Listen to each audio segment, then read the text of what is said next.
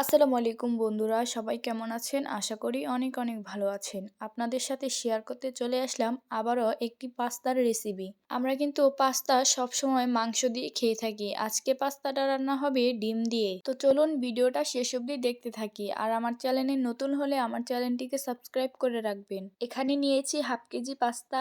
পাস্তাগুলো সিদ্ধ করে নিব। সিদ্ধ করার জন্য দিয়ে দিলাম অল্প একটু লবণ, অল্প একটু তেল। পাস্তাগুলো সিদ্ধ হয়ে গেছে, নামিয়ে নিয়েছি। এবার একটা কড়াইতে তেল দিয়ে দিলাম পেঁয়াজ কুচি, কাঁচামরিচ কুচি, এবারে দিয়ে দিব কেটে রাখা গাজর কুচি। আপনারা চাইলে কিন্তু এই গাজরটা নাও দিতে পারেন। কেটে রাখা টমেটো গুলো দিয়ে দিব।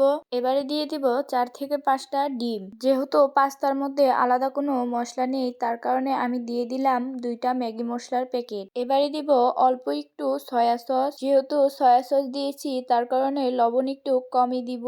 আপনারাও এটাই চেষ্টা করবেন লবণ কম দেওয়ার জন্য। দিয়ে দিলাম টমেটো সস। এবার ভালো করে নেড়েচেড়ে অল্প একটু জাল করে নিব। দিয়ে দিলাম সিদ্ধ করা পাস্তাগুলোকে। আবারও নেড়েচেড়ে ভালো করে মিক্স করে নিব।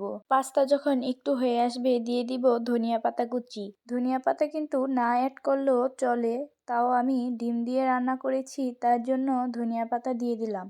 এবারে নেড়েচেড়ে আরো একটু গরম করেই কিন্তু আমাদের পাস্তা রেডি। আশা করি আজকের ভিডিওটি আপনাদের কাছে খুবই ভালো লেগেছে। ভিডিওটি ভালো লাগলে অবশ্যই লাইক, কমেন্ট, শেয়ার করে পাশে থাকবেন। আর আমার চ্যানেলটাকে সাবস্ক্রাইব করে রাখবেন পরবর্তী ভিডিওর জন্য। আজকের ভিডিও এতটুকুই। সবাই ভালো থাকবেন, সুস্থ থাকবেন। আল্লাহ হাফেজ।